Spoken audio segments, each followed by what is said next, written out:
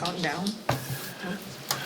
Call to order the City Council work session for CV's Grand Forks, Tuesday, October 22nd, 2024. City Clerk, please call roll. Mayor Steve Gander. Here. Council President Mark Olson. Here. Council Vice President Tony Mufa. Here. Council Members Clemens Better. Here. Ben Pakshavinsky. Here. Dale Helms. Here. Brian Lindsay. Here. Karen Peter. Here. Does turn quorum. Number 1, request to name new outdoor rink and add sponsorship signage. Mr. King. Thank you, Council President, City Council, Mayor. The Blue Line Club is requesting the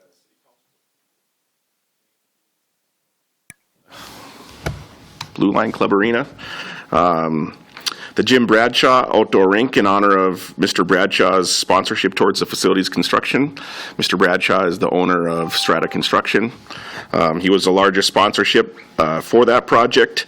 The city currently doesn't have a formal naming policy, but it's always been past practice that typically the largest owner or the organizer gets their name somewhere in the project.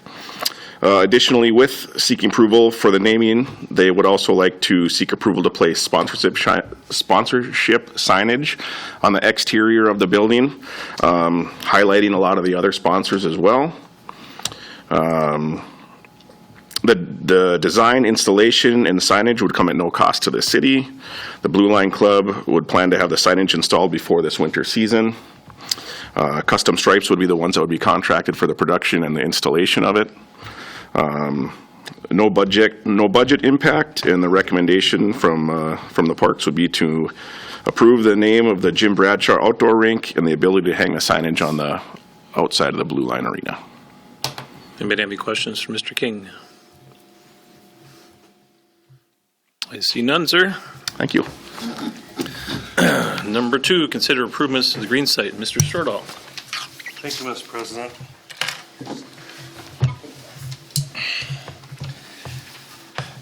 So, a little background on the site, the green site.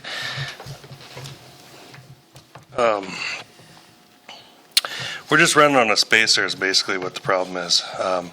There's a lot more people utilizing it. This year was a wet year to go in there and try to climb up the leaves, branches, and whatnot. It really got gouged out pretty bad. We're going to have to do something to repair it. It would be nice if we could concrete that back area. So we were kind of brainstorming ideas that different ways we could set it up where folks could drive through or at least have room to back in. We've tossed around some different ideas, and some are, if we're ordering a couple roll-offs the way it is right now, and if we could have the residents put in the leaves and branches and whatnot in roll-offs, that would help. For one, we'd still have cleanup with some of the spillage and whatnot, but we wouldn't have to go in and then again load all that stuff. That's the way Grand Forks does it right now. We looked at some of their sites and it seems to be working pretty well for them. Talked to some of their staff about it, and if it was concrete and there was some source of drainage there, would be ideal as well. It's pretty flat right now. It's hard to get water flow even onto the concrete area on the other side right now. But if the way that WSN, they don't have a plans and specs necessarily, but the quick estimate, the way they figured was to put in a stormwater catch basin so we could get some of that water out of that area, which would help. There's a lot of different ways or configurations we could set it up, but the one that was drawn out was just to extend the area and concrete it so we don't have a mud mess in there, and try to get a different flow of traffic. If we did do the roll-offs, then residents could come in there and they would back in between the roll-offs. They wouldn't be dumping on the ground. Right now, that's a problem because, we could have it completely cleaned out in there, and 3 or 4 people decide they're just going to back in and dump right where they are. Then nobody else can come in and dump, and you got the stuff piled up right in the way right off the bat. So that would alleviate some of it too.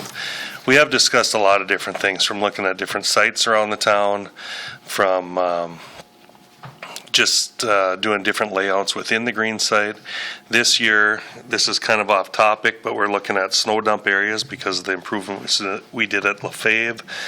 we aren't going to be able to dump snow down there from when we clean out the city downtown, widen the streets and whatnot. So we're most likely going to drive through the green site and out the back side and dump on that back side for a snow dump area. So that would be something we would consider if we concrete the area as well, leave an opening or something. We could put a couple Jersey berries in the way during the rest of the season and then use it as a snow dump in the rest of the time. In the next couple of years, we'll probably be losing a couple more lots as well.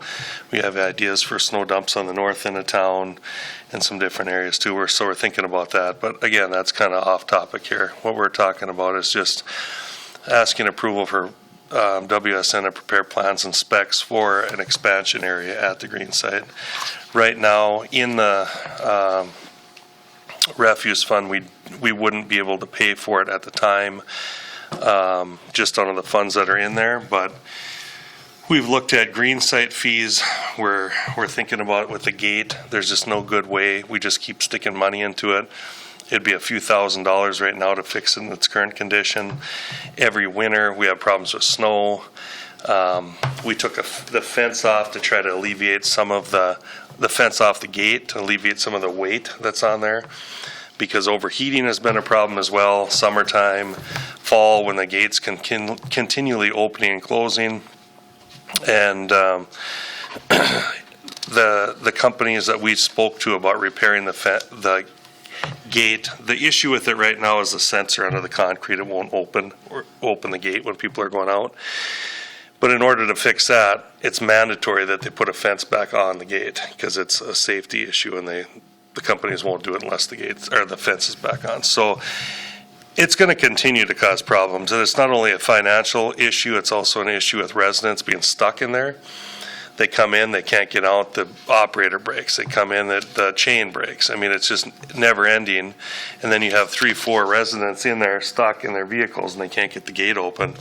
So the PD has to go down there, Public Works has to go down there in overtime, and it's just a nonstop headache. We looked at other type of gate configurations, and I really believe, in talking to some of the other folks and council members, is that a no gate is probably better than what we have been doing, because half the time it's a no gate anyway because it's broke down.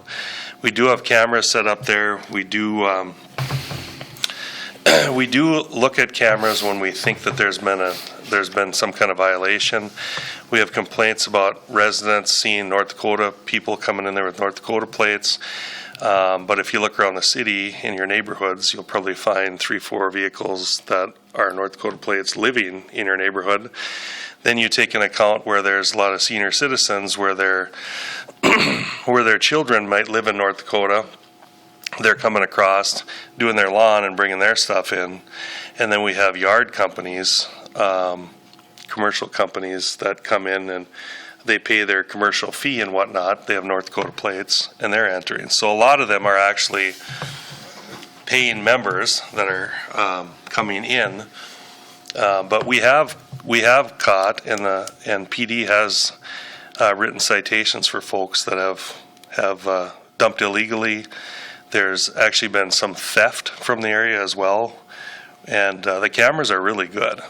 It's just that we have to have a reason to look at them. We can't be monitoring them all the time. So our thought is that we would just have no gate. People could come and go, and then we would just build a residence, a lot like what Grand Forks does. It would just be in your refuse fee. Right now, the way it is, if we just stay the way it is right now, each year, if we continue on as we are, we'd be losing around $25,000 this year at our fee if we didn't increase it. So we'll be coming back with a whole different rate structure, however we decide to do it. And on the other end of it, the residential refuse, we need to raise rates in that area as well too. So we're hoping to just raise that rate, include this in there, and let everybody come and go. Right now, we have about 1,440 units that are using it.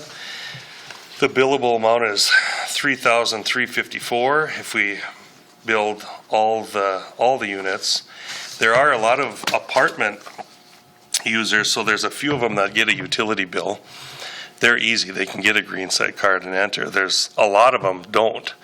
And there's no way right now that we can currently bill them to, so they don't have the option of even using the site that would really like to. So that's what we'll be proposing in the future. But for right now, we're asking for approve plans and specs to be developed by WSN. So, any questions? Mr. Larson. Yeah, Jason, the way it's arranged now, when there's somebody back in that dumping site, it's difficult for another car to get back in there. You're kind of like staging outside of that fenced area. Yep. With this revised layout, do you think you can come up with like a one-way, like an in and an out, or some way to make that more efficient? Originally, when we were thinking about it, we were talking about that, how we could do an in and out.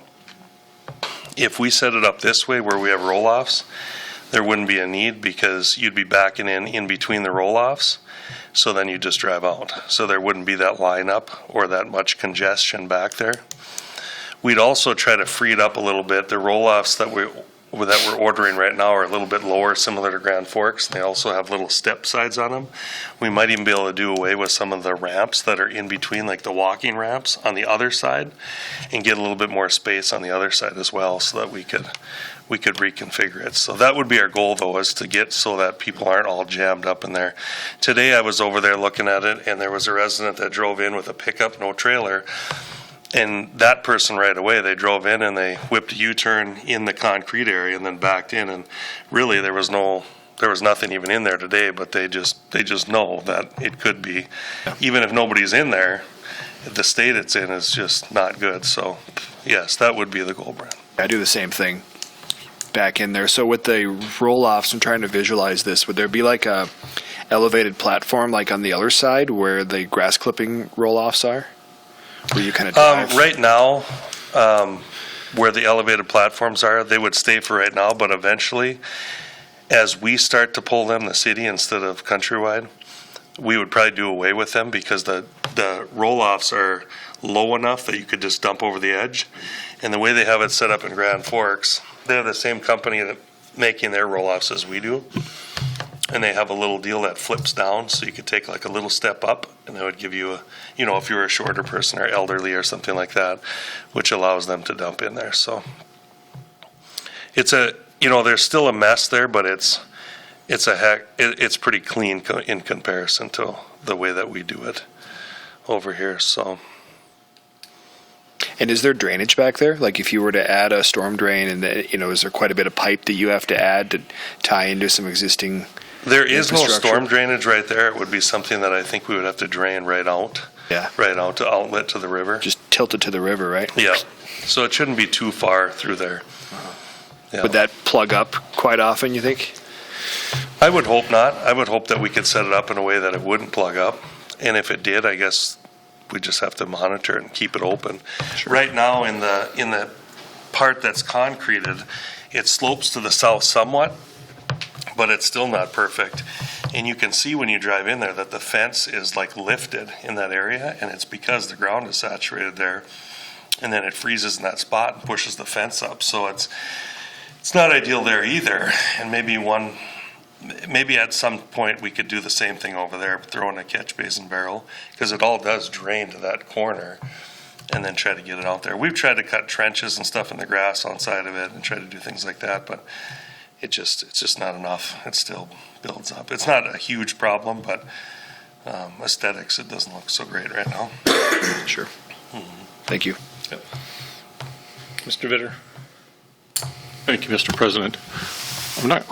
I'm in favor of paving it back there and cleaning it up a little bit. I don't know that if you put roll-offs back there that anyone's going to use them, because mostly it's people in pickups then they don't have them in bags, or they just piled it in their pickup and they go back there and just shovel it off. So they're not going to pick it up and throw it into a roll-off back there.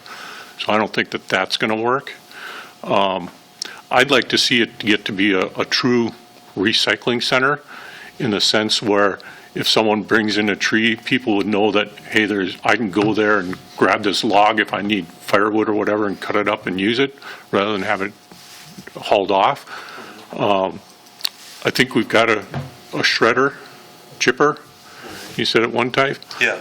I'd like to see us utilize that more and just chip everything and leave it in a roll-off or whatever, where people could come and get a pickup load of chips if they need to backfill around their trees or what have you for their landscaping, rather than us just throwing it away. So I think if we could move towards a true recycling center there, you mentioned that you caught someone stealing. I'm not sure what would have been stolen out of a recycling center anyway, but I think it should A be. whole bunch of grabber towers, new cones that we had in there. They Okay. would hide behind their pickup and throw them in there, and so. And as far as the dumping area, I'll let you finish if you have more. So I'd just like to see it utilized more as a true recycling center so that people can drop off and pick up if they actually have a use for it. Yeah. We actually, Mr. Vetter, we actually did look at that a few years ago. We talked to some other communities that do it, some down in the Twin Cities, and it seems like a great idea. Like, they do it with dirt, they do it with rock, landscape rock, mulch, all the things. Every single one of them told us, though, that a city your size, you're going to need somebody down there or it's not going to work. As far as the chippings go, that is super labor intensive. Like, it takes forever to chip that stuff. It seems cool, you shove in a big branch and it flies through there, but we would be there for weeks. We'd never get it done, even if we could haul some out and just have some. But then what we run into is not all the trees are dried. So there might be some that are dead and dried out, but the ones that are not, you put that mulch in there, and in 1 week, and there'll be a fire in that dumpster. It builds up heat in there from that biological moist, and we've had it happen in our trucks in buildings before, where we've parked a quarter load, whatever, come back on Monday morning, the whole shed is filled with smoke, and then there's a fire inside the truck. So we did look at that, but it just needs so much monitoring because people use it as a dump and they don't, if there's nobody to monitor it, they just dump stuff all over the place. As far as people dumping the branches in there, there would be we would put the containers in a configuration where you could fit a vehicle in between and that's it. If they choose to dump on the ground, we would have a camera there and that's where we would monitor and from their license plate number get them. And it is very high quality. Like, when we send videos to the police department, it's no doubt. I mean, they're on there. So I think that would curb the problem fairly fast if people were trying to dump where they weren't supposed to. It would make it more inconvenient for people that do have a pickup, though, to come in there and just dump it off. So that would be a concern if that's something we want to keep that way. Then we would probably have to do away with if we wanted to offer that where people could do that, then we would have to probably do away with the dumpsters or the roll-offs and do something more like you're saying, Brian, figure out a way where we could drive in and out of there so we're not all congested and, a big mess. But It'd be interesting to see. I mean, you got one guy in the backhoe, the loader, and a couple guys on trucks or 3 guys on a truck? yeah, And usually. then the hours that you take to clean that out, it'd be interesting to know, how much, what it's costing us in a week just to clean that out. A lot. Yeah. A So lot of diesel would it be fuel. beneficial then to not do that and have one guy just stationed there all day chipping and monitoring and saying, nope, dump over here, dump over there? No, because then you need 2 guys there if you have 1 guy there because it's a chipper. And then the only reason I say no so quickly is just because we've done it.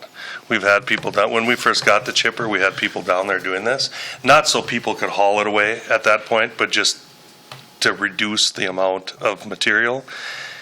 And it was a royal waste of time to try to do it. It's just, you can't do it by machine, you have to hand feed it in. And if you're going to get any decent sized mulch, you have to have a good sized branch to put in there. Otherwise, it's just, you'll have nothing. You'll have not enough material. And we can't spare those people for that amount of, like all day, if we were minus 1 person all day. Sometimes in a day, maybe we have a down day, but overall, we wouldn't have enough time or manpower to do it. We're kind of maxed down a lot of times with what we have right now. Under the current system, but just for safety wise, we'd need at least a couple people down there with the chipper. It doesn't take too long for stuff to get sucked up and. Yeah, I guess I just watched tree service when they're cutting down a tree and they got one guy that's mulching and he's got he can keep up with the guys cutting the tree down, but, I mean, he can mulch that whole tree down by the time they get it done, so, Yeah, I mean, it seems like it works pretty quick for them. it doesn't. Water and Light can contest to it as well. They use it sometimes when they do berm trees, just branch by branch, but it doesn't melt too much. Maybe we need. And if you did that, and let's say you could magically push through a big tree through there and get a decent pile, well, then you're done with that, but now you got to haul all the other stuff out anyways, because you can't do it all. You don't even make a dent in it in a day. We had people down there for a whole 8-hour day, like 2-3 people, and you didn't even make a dent in the pile that was down there when we did that before. But I like the way you're thinking. I think it would be a cool idea if people could go down there and get that material instead of just wasting it, and if there could be an exchange, there's a lot of people that switch out landscape material or even paver block and stuff like that. I think it's an awesome idea. I just don't know how we could do it with our manpower that we have. But we even looked at composting ourselves, like the grass and whatnot's out there. But it's a labor-intensive process too. You got to turn it all the time. You need permits to do it. It's a pretty big endeavor, Mr. Elms. Thank you. Maybe now would be a good time for us to start thinking about a vacuum and picking up leaves like Grand Forks does. That might help things over there a little bit too, and maybe not have quite such a mess. Yep, and we've been looking at that. There's a pretty nice system where you can put an insert right inside a truck and then pull a unit right behind, similar to what Grand Forks does. And there's just an arm that comes out and sucks stuff up. That would not only help us, it would be a good service for the resident, for sure. Right now with our street sweeper, it's just, even the folks that rake their yards in a whole block, there's so much that's on the street that it's just a never-ending job. We run 2 street sweepers, and it would really help us out in the end, and then we spend a lot of money on fall and spring cleanup. If we could reduce it to a spring, so at least even if we're picking up more material in the spring, more refuse, we'd still only be making one stop at the resident, and taking a little bit more time. So I think it's a good idea. It's something I'm going to propose to the council as well moving forward. We're going to bring forward a rates increase and also a proposal to do just what you're talking about, Dale, is maybe do that in the fall and then still offer the spring cleanup. Anything else? I think, excuse me, I think it's a great idea. I know I've been bugging Jason about this because I usually call him every Monday morning.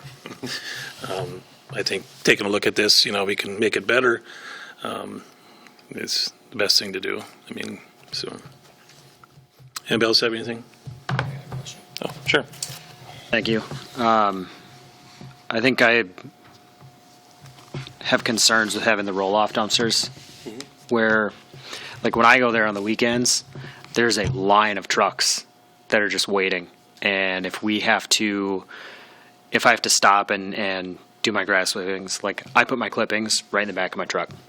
And I've been doing landscaping. I've been shoveling dirt right in the back of my truck. And when I go to the green site and dump that stuff, if I have to stop and actually shovel that out of my truck into a roll-off dumpster, that's going to take more time. And ultimately when I'm there, I'm trying to get in and out as fast as possible so I can get out of other residents' way so then they can dump their materials. I see a value in having the roll-off dumpsters, and that would help keep the area clean, but I just don't know if, like, from a usability standpoint, if that's going to be the best option. So, just opinion there. So, thank you. Anybody else have anything? See none? Thank you, sir. Thank you. Appreciate it. Number 3, request to prepare plans and specs for 17th Avenue Southeast Sidewalk Extension. Mr. Huttunen and Mr. Emery. Thank you, Mr. President. Good evening, Council. So as the point area is just kind of, continued to develop, the city's been receiving, more requests, I think especially every fall when kids start to go back to school, and a lot of kids, they're always gonna take the shortest route possible, so they're not gonna walk, let's say, along 13th all the way over to Bigland and then follow Bigland to get over to South Point Elementary. So a lot of them are using the sidewalk that's on the east side of 17th Avenue. And then they're basically cutting across the cul-de-sac and then getting over to the sidewalk that's just on the east side of Bigland. So what's kind of been requested is to make a connection essentially from the cul-de-sac to the sidewalk along Bigland Road. So I did put together a cost estimate of, what that would take. We do have the ditcher, so we'd have to kind of put it in a culvert, get some fill material in there to kind of build it up so it's not, too large of a dip there. But, so I put together a cost estimate. Then the next question kind of came up just about, how do we pay for this? Where are the funds going to come from? So a little over a week and a half ago, I was at one of our state aid meetings, and I found out about these transportation advancement funds that actually the city received. The first time they really came out to any of the communities was this year, and the city received $5,670. Not a lot of money, but no, next year you are projected to get $40,218 in these transportation advancement funds, and basically they're just treated like our state aid maintenance funds, where the city basically receives them and can kind of utilize them how they see best fit. Those funds aren't tracked by MnDOT. If we use them on a project, I don't think we need to worry about wage rates and all of that. So again, just thought, probably a good funding source to help pay for this project. So just thought we would bring it forward tonight for discussion and, see if the city is interested in utilizing these funds and moving ahead with, plans, any necessary plans and specs, to complete this project. So. Any questions? Read it, Bill. Steve, who's projected to keep this clean? Do you know? Would be the property owner? 17th Avenue. I don't know who cleans the east side of 17th right now. I don't. Yeah, we talked about this at a staff level yesterday with the department heads. A lot of the right-of-way where the sidewalk would go is in the Bigland Road right-of-way, and we're cleaning the snow. The city staff are cleaning the snow off of that stretch of sidewalk as is. So I would expect that city staff would take on the responsibility of cleaning these sidewalks. Just that this new, let's call it 75, 80-foot stretch to punch a hole into the cul-de-sac there. Anybody else have anything? Mr. Larson? Yeah, I've had residents reach out to me on this one as well, and it's an expensive little run of sidewalk, but I do think it's going to be very helpful to collect bikes and pedestrians from that neighborhood north of South Point that need to get down to Central Middle School. We're seeing a lot of activities in this area with youth football practice. Youth soccer happened this year on 17th Avenue Southeast. So there's a lot of congestion in this area. And whatever we can do to pull pedestrians and bikes away from the 13th Street and Bigland intersection, I think the hawk signal has helped quite a bit. But whatever we can do to alleviate some of the traffic from that intersection will just inherently make it a bit safer. So I think it's a good idea. Mr. Better? Thank you, Mr. President. I think it's a good idea also. However, we don't have an easement through there at all. No, we may need to obtain some easement. The one property owner I think that we'd be dealing with, when I was out there just kind of getting some rough measurements, I talked to him. He seemed very much in favor of the project, so I don't foresee that as a holdup. So my suggestion would be to delay plans and specs until we get easement through there to be able to do the project.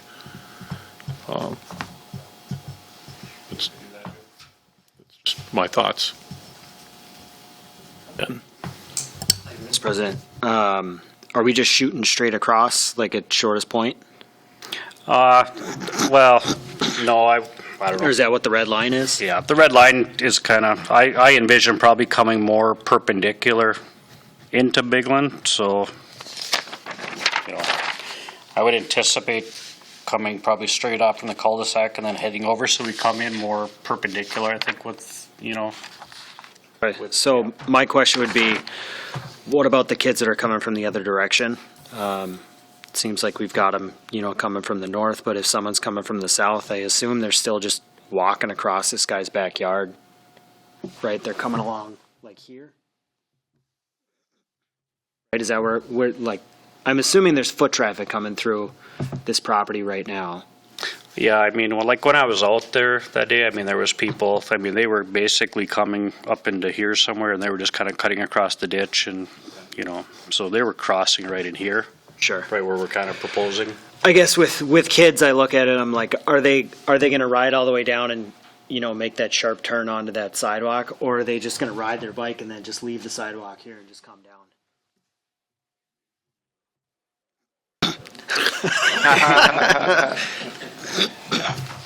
That, or we connect the road right to the road, right? It used to be like that. Eliminate the cul-de-sac and then just build a road there and have another outlet. Because when Clark went to school, it was a road. Nancy's not here and should answer that, but I don't think that we're allowed an access there. On Bigland Road, there's, you know, the state has the ability to have a say in where access is allowed. I may be speaking out of turn on that, but I think that that's my recollection of the discussion. Yeah, why did, I mean, Yeah. change it for a reason. Right. I think it was a cost jump. Was it? Sure. We'd have, you know, and that road right away might have been vacated and then the property went back to the, you know, the property owners. But again, we're going to have to do right away and, you know, get right away information there too. So, but. Yeah, so that's my question is, what happens when we build the sidewalk and people still don't use it and they just cut across the other part of the property as well? Are we going to end up building another sidewalk there? I mean, we can only control, I mean, I think we got to build it and, you know. I think I just add, Ben, I think your comment is fair. We've have residents that live in the area that have asked us for this. I think before we get as far as plans and specs, it'd be smart of us to talk to them about how the kids are actually using it and try to construct it in a way that's going to continue to get used, because they are using it as a cut across right now. Right. So how much sidewalk that means we have to put in and what the culvert looks like and if it's possible and achievable with the ditch there, those are all things that have to be considered, but that's a good place for us to start. Or do we put a quiet zone fence up that just funnels the traffic There you go. right to the sidewalk? So, thank you. Yep. Mr. Holmes.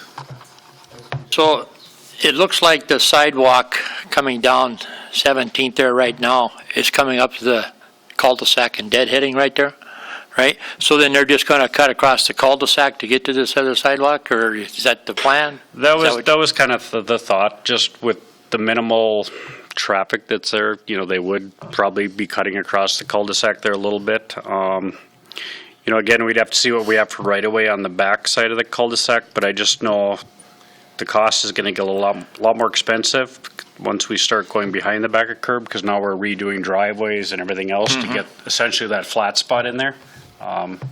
So I guess that was my thought right now is yes, they would just kind of cut across a little bit of cul-de-sac area. So just one more question. I see on this estimate here, you got 4-inch concrete sidewalk, and then you also got 6-inch. Yep. Why do we need the 6-inch for pedestrian?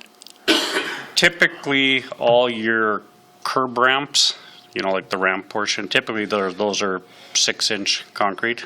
In most cases, a lot of your curb ramps are at an intersection where, you know, trucks turning, that type of stuff might be, you know, drive up on there. So that's where I think the 6-inch comes into play. In this case, you know, I mean, it's not a much either way, but again, you could probably go 4-inch on all of that, you know, because no vehicle's going to be driving up I was there. just curious where that 6-inch was going to go. That's why. Anybody else have anything? I see none, sir. Thank you. Thank you so much. Number 4, 2025 raise application for South Ended Bridge. Mr. Huttunen. Thanks, Mr. President. As you all know, in early winter 2024 here, we applied for the fiscal year 2024 RAISE grant in I think June of this year. We did find out that we were not awarded funding in this grant application, but we have had an opportunity to have a debrief with USDOT and some of the folks that reviewed our application. There are 8 criteria that are used for the scoring on the grant to determine eligibility for financing or funding. In order to be considered a highly recommended project and ultimately a project of merit, you need to score high in at least 6 of those 8 categories. And as I listed in the RCA, the packet, we scored high in 5 of the 8 on our application, so 1 short of the required. Once we get to the level of highly recommended, it's not a guarantee of funding by any means, but at least it for all future applications to the USDOT programs like this one, it would lock, once we get to 6 of 8 as highly recommended, it would essentially lock us in at that score, or we'd be considered a project of merit. And even if we aren't funded for future applications, we would hold on to that score. And in the next level review of the project's viability for funding, they'd look at things like project readiness and financial ability to fund the project at the local level and so on, for any matches that would be necessary. So we as a group, the cities of the project management group, the city of Grand Forks and Grand Forks County, Polk County, I think we're optimistic with the results of our first application, and we'd sure like to resubmit another application when the fiscal year 25 program opens. We're expecting that to open anytime, either late October or first part of November is what we're expecting. Once it opens, the application process is open for 90 days. So likely it'll be February of 25 when that application closes again, and then roughly same timeline for whether or not we would receive an award.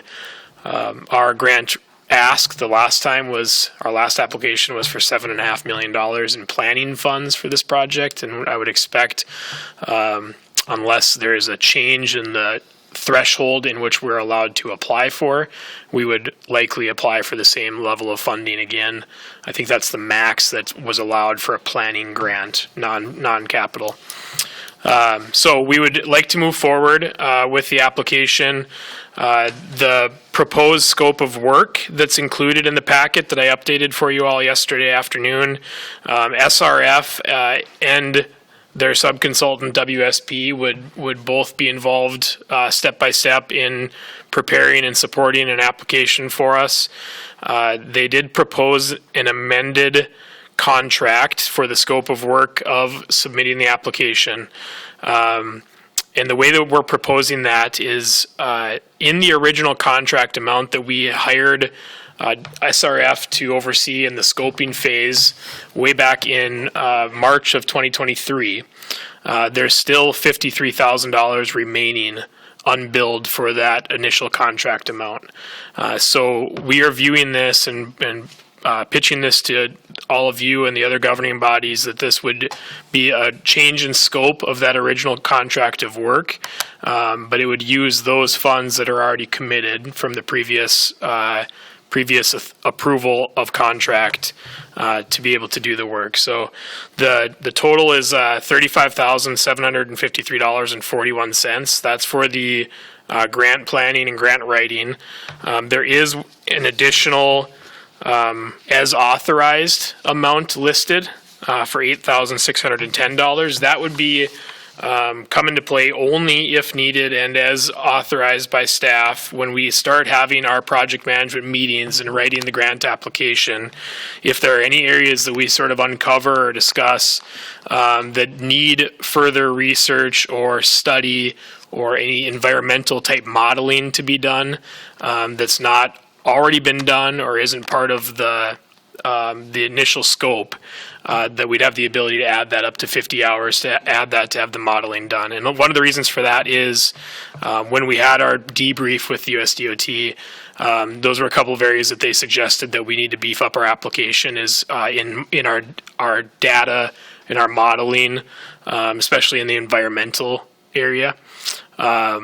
So if there's anything we can further that as we start visiting with project management and our group, we would be able to have the ability to add those hours. But total between those two, we'd still come in under the remaining contract 53,000 that we have available. So essentially it's a zero cost change of scope to the original contract. Anybody have any questions? One question I do have for you, Reid. With the change in scope, do you have to go back to all parties now? Yeah, that's our plan, is to go back to all parties. Yep. The other cities and counties all have meetings between now and November 5th. So by the time we bring this to our city council meeting on November 6th, all other governing bodies should have had an opportunity to see it and act on it. Anybody else have anything? I just have a question. At a staff level, have you had a conversation with these other entities and make sure it's all favorable? Yeah, many conversations over the last 6 weeks, and by all accounts, it appears it's favorable at a staff level for all those agencies. Thank you. Mr. Larson? Thank you. And maybe this is too soon to ask, but I'll be interested to hear the strategy for how we'll focus on the areas where we scored medium and how we can get them to high, the environmental sustainability, economic competitiveness, and innovation. I think that should be the focus to try to get ideally all of them up to high and really get this project slotted in a better position. Yep. Mr. Larson, I can't speak as eloquently as they all could today on what those strategies are, but I would just reassure you that that's the other cities and counties that are involved. Their engineers are heavily involved in our project management, and they speak that language much better than I do. But the effort here is to spend time going through all 8 of the criteria, because we understand it'll be a new review panel the next time, and the high scores we got this time are not necessarily guaranteed. So not only the 3 that we scored medium in, but in all 8, the effort will be to up the ante one more time and ensure that we'll be able to cross that line into highly recommended. Anybody else have anything? See none, sir. Thank you so much. Number 5, 25 budget update and request for 25 law enforcement retention and recruitment bonuses. Mr. Huttunen. Thanks again, Mr. President, council members. Just a couple of general updates as we look at the budget. The health insurance that we've talked about at previous meetings, the individual coverage, HRA, ICRA, we still do not have final 2025 rates provided to us. We are expecting to see them this week. We've been told we will see them this week, the week of October 21st. So as soon as we have that, we will organize ourselves very quickly in getting that information in a way that can be shared with staff so that they can consume it and start to understand what it looks like and try to make a final decision very soon on whether we are going to continue with the Blue Cross Blue Shield group plan and that renewal rate, or if we have the ability to switch to ICRA. Certainly that has a large impact on what our total budget looks like for 2025. So no real update there, but wanted you to all know that that's still in front of us. And then in addition, have had some discussion with our law enforcement group. We have an MOU that is in place through the end of 2024 for both separate MOUs, one for the recruitment and relocation bonus for new officers, and second, the retention bonus for retention of our existing officers. If we would choose to extend it into 2025, the relocation and hiring bonus is already in the preliminary budget that's been approved. That we carried over, expecting with openings in the department that we would want to consider that or continue that. The retention bonus, the payment that would be due in July of 2025 for the first 6 months of 2025 service, that is not in our budget at this time. Looking at that, the MOU is set to expire at the end of 2024. So I assured them I would bring that request forward to all of you to continue that retention bonus, and then in turn have to add that into our budget. Any questions on that? I think it's something we need to look at. I think it's something that we need to, consider. I think it's important. that we continue to do this process. If there's something that, I mean, luckily, hopefully we'll get some answers on the health insurance so that can guide us more into what we're going to have for the budget outlook. But I'm in favor of taking a look at this and reapproving it, so.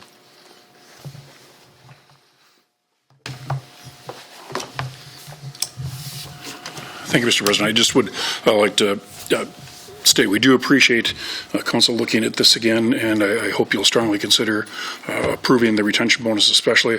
I do think that served its purpose. In the last 17 months, we've only lost one officer. We're struggling to hire, there's no question about it, but we've only lost one in the last 17 months. That was an officer that came on board with a master's degree in emergency management, and he just recently left us for a position with Polk County as an emergency manager. So it's, I mean, we knew when we hired him several years ago that he probably wasn't going to be a long-term officer because of his educational background. But he did a great job for us for the few years he was here, but he ultimately, when he found a position in this area that matched up with his educational and long-term career goals, it's tough to fault somebody for that. But I truly do feel this retention bonus has helped, and I think it would go a long ways towards helping us keep those officers that are with us at this time. As I mentioned, we're struggling to get new ones, but we're sure trying. Anybody else have anything? I see none. Thanks, Chief. So I entertain a motion to adjourn. Moved by Vetter.